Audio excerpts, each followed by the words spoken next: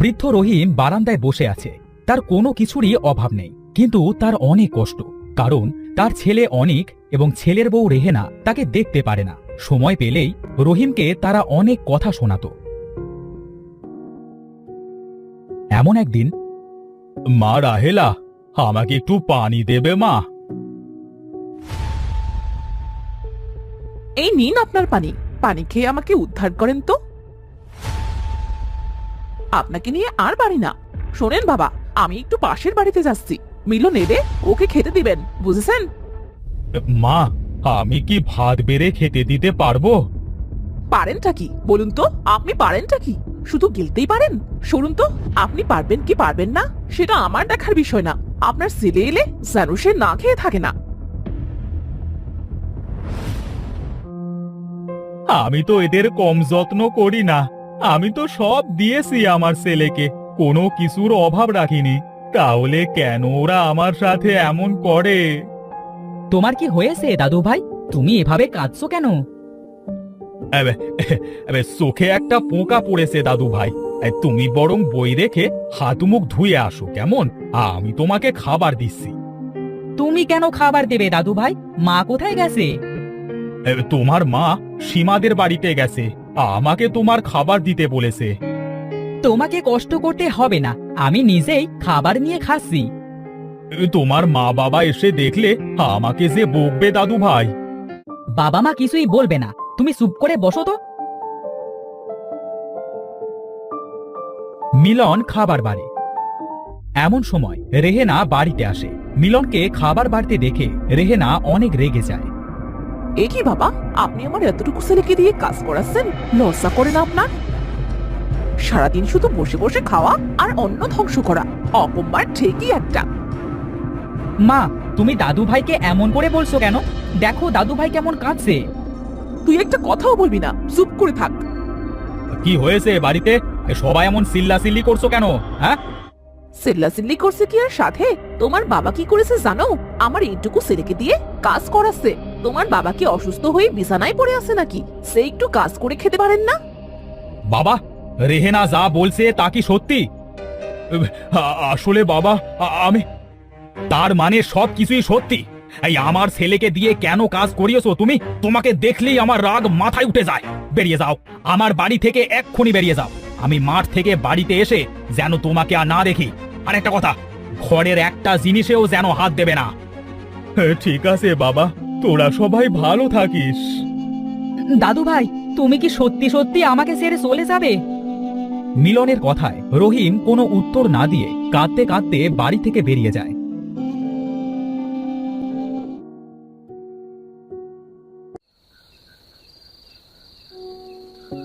রহিম হাঁটতে হাঁটতে জঙ্গলের অনেকটা ভেতরে চলে আসে। এই গভীর জঙ্গলে আমি কোথায় থাকবো? এটা বলতে বলতে রহিম কিছুটা দূরে একটা বাড়ি দেখতে পায়। ওই তো একটা বাড়ি, আজ রাতটা বরং আমি ওখানেই থাকি। বাড়িতে কেউ কি আছেন? বলি, বাড়িতে কেউ আছেন কি? না, কেউ তো সাড়া শব্দ দিচ্ছে না। আমি ঘরের ভেতরে যেয়ে দেখি তো কেউ আছে কি না। রহিম ঘরের ভেতরে যেয়ে দেখলো একটা লোক নাক ডেকে ঘুমাচ্ছে। এই যে বাবা, ঘুমাচ্ছ? ভূত ভূত! আমি ভূত নই বাবা, আমি একজন বৃদ্ধ লোক। তাই তো, তাই গভীর জঙ্গলে আপনি কেন এসেছেন? হ্যাঁ, আমার যে যাবার মতো কোনো জায়গা নেই, তাই হাঁটতে হাঁটতে জঙ্গলে চলে এসেছি। আর চাচা, আপনি কাঁদছেন কেন? কাঁদবো না তো কি করব? আমার যে বড় পোড়া কপাল, আজ আমার সব থেকেও কিচ্ছু নেই। কেন, কি হয়েছে চাচা? কেউ কি চুরি করে নিয়ে গেছে নাকি? তারও ওপরের কিছু বাবা, আমার ছেলে আর ছেলের বউ মিলে বাড়ি থেকে বের করে দিয়েছে। আমার বাড়িতে কোনো কিছুর অভাব নেই, কিন্তু একটা জিনিসও আমাকে আনতে দেয়নি। আমার বাবার দেওয়া একটা আংটি আছে, সেটার কথা আমার খুব মনে পড়ছে। আহারে, আপনার তো সত্যি অনেক কষ্ট। আপনি যদি চান তাহলে আমি আপনাকে আপনার বাবার দেওয়া আংটিটা এনে দিতে পারি। সত্যি এনে দিতে পারবে তুমি?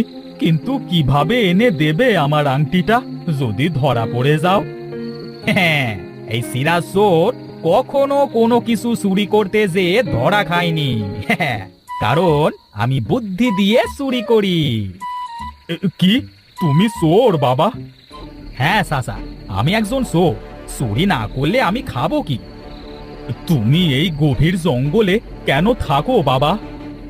আমার যে বাবা মা কেউ নেই, কার কাছে থাকবো আমি? যাদের বাবা মা আছে তারা মূল্য দেয় না, কিন্তু যাদের বাবা মা নেই তারাই জানে বাবা মা কতটা আপন।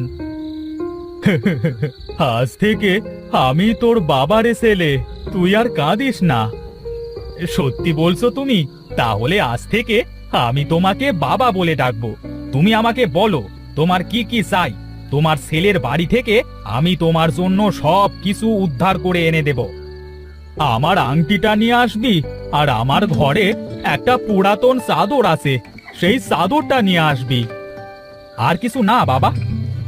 হ্যাঁ, আরো অনেক জিনিস আছে, আমাকে নাম বলতে দে। রহিম সিরাজকে অনেকগুলো দামি দামি জিনিসের কথা বলে। ওরে বাবা, এগুলা তো অনেক দামি দামি জিনিস। বাবা, তুমিও আমার সাথে যাবে? তুমি বাড়ির বাইরে অপেক্ষা করবে আর আমি ভেতরে যাব। আমি যে কি করব রে বাবা, আমি গেলে তুই যদি ধরা পড়ে যাস? আমি কেন ধরা পড়বো বাবা? তুমি তো বাইরে থাকবে। তুমি বাইরে থেকে কখনো কুকুরের মতো, কখনো মুরগির মতো, আবার কখনো শেয়ালের মতো ডাকবে। তখন তোমার ছেলে আর ছেলের বউ অন্যমনস্ক হয়ে যাবে, কুকুর শেয়াল খুঁজতে বাইরে বের হবে। এই ফাঁকে আমি আমার কাজ সেরে ফেলবো। তুই সত্যি অনেক চালাক। সব সময় কি এমন চালাকি করে চুরি করিস? কি অদ্ভুত বুদ্ধি! হ্যাঁ, ঠিকই বলেছো বাবা তুমি। আমি সবসময় চালাকি করেই চুরি করি। তুই আমাকে আমার জিনিসগুলো এনে দিস, এরপর তোকে আর কখনো চুরি করা লাগবে না। আমি চুরি না করলে আমার বাবাকে কি খাওয়াবো বলো? আমার ছেলেটার কত চিন্তা আমাকে নিয়ে। চিন্তা হবে না, আমার একটা মাত্র বাবা। এবার চলো তো বাবা, এরপর সকাল হয়ে যাবে, তখন আর তোমার জিনিসগুলো এনে দিতে পারবো না।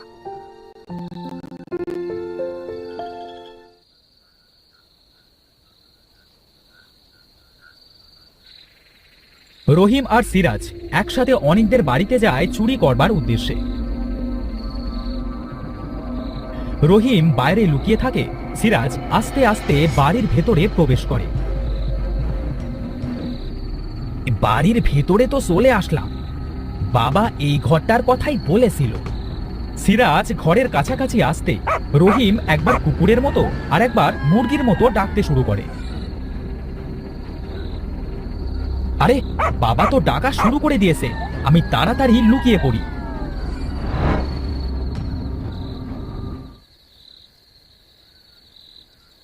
এই ওঠো না, ওঠো। আরে ডাকছো কেন এভাবে? হ্যাঁ, মনে হচ্ছে কুকুরে আমার মুরগি ধরেছে, চলো তো সে দেখে আসি। আচ্ছা ঠিক আছে, চলো। অনিক আর রেহেনা বাইরে মুরগি খুঁজতে যায়। এই ফাঁকে সিরাজ অনিকের ঘরে যায়। যা করবার আমাকে তাড়াতাড়ি করতে হবে, এরা হয়তো কিছু দেখতে না পেয়ে এক্ষুনি আবার ঘরে ফিরে আসবে। বাবার এই বাক্সটা চাবি কোথায় রেখেছে এরা? বাবা বলেছিল চাবিটা সব সময় তার ছেলের বউয়ের মাথার বালিশের নিচে থাকে।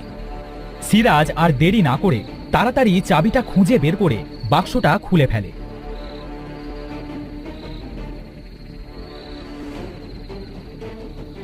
এমন সময় কারোর পায়ের আওয়াজ শুনে সিরাজ লুকিয়ে পড়ে। এরে, ওরা তো আবার চলে আসলো, এখন কি হবে?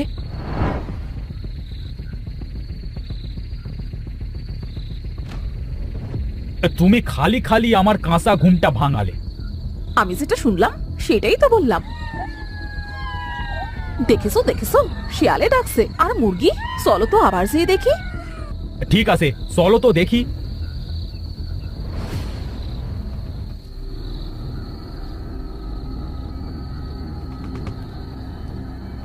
তারা ঘর থেকে বের হতেই সিরাজ বাক্সটার ভেতর থেকে সব দামি দামি জিনিস বের করে নেয় আংটি আর চাদরটাও নিতে ভোলে না। তাড়াতাড়ি বের হয়ে যায়, না হলে এরা চলে আসবে।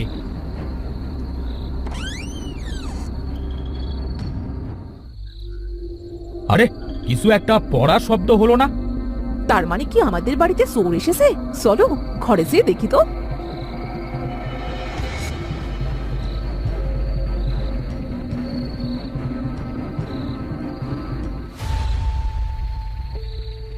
এটা আমাদের কি সর্বনাশ হলো! আমাদের দামি দামি সবকিছু যে চোরে নিয়ে গেল, সাথে বাবার জাদুর আংটি আর চাদরটাও নিয়ে গেছে। এখন আমাদের কি হবে? কি আর হবে, আমাদের কাজ করেই খেতে হবে। এসব তোমার জন্যই হয়েছে। তুমি যদি বাবাকে তাড়িয়ে না দিতে তাহলে এমনটা হতো না। এখন থেকে আমাদের না খেয়েই দিন কাটাতে হবে। চলো আমরা চোরটাকে খুঁজি, হয়তো সে আমাদের এখনো আশেপাশেই আছে।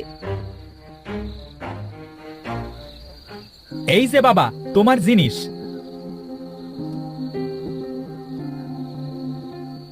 ওরা আমাদের খোঁজবার জন্য আমাদের কাছে চলে এসেছে। এই চাদরটা দে আমার কাছে। চাদরের ভেতরে আয় বাবা। হে জাদুর চাদর, আমাদের জঙ্গলের ভেতরে ছোট্ট কুটিরে নিয়ে যা। চাদর তাদের ছোট্ট কুটিরে নিয়ে যায়। এটা কি হলো বাবা? আমরা এত তাড়াতাড়ি কিভাবে চলে আসলাম? এটা হলো জাদুর চাদর। এই চাদরকে যেখানেই নিয়ে যেতে বলা হয় সেখানেই নিয়ে যায়। আর আংটি আছে না একটা, এটাকে যা করতে বলি তাই করে, দেখবি। রহিম আংটিটা নিয়ে আংটিটাকে বলল, আমাদের এখানে সুন্দর একটা বাড়ি তৈরি করে দে দেখি। আজ থেকে আমরা বাবা আর ছেলে মিলে এখানেই থাকবো। আমাদের কোনো কিছুরই কষ্ট হবে না।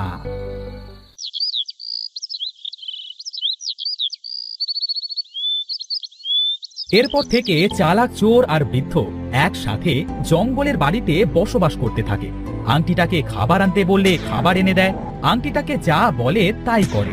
এরপর থেকে বৃদ্ধের আর কোনো কষ্ট থাকে না। সিরাজের সাথে হাসি আনন্দে দিন কাটাতে থাকে।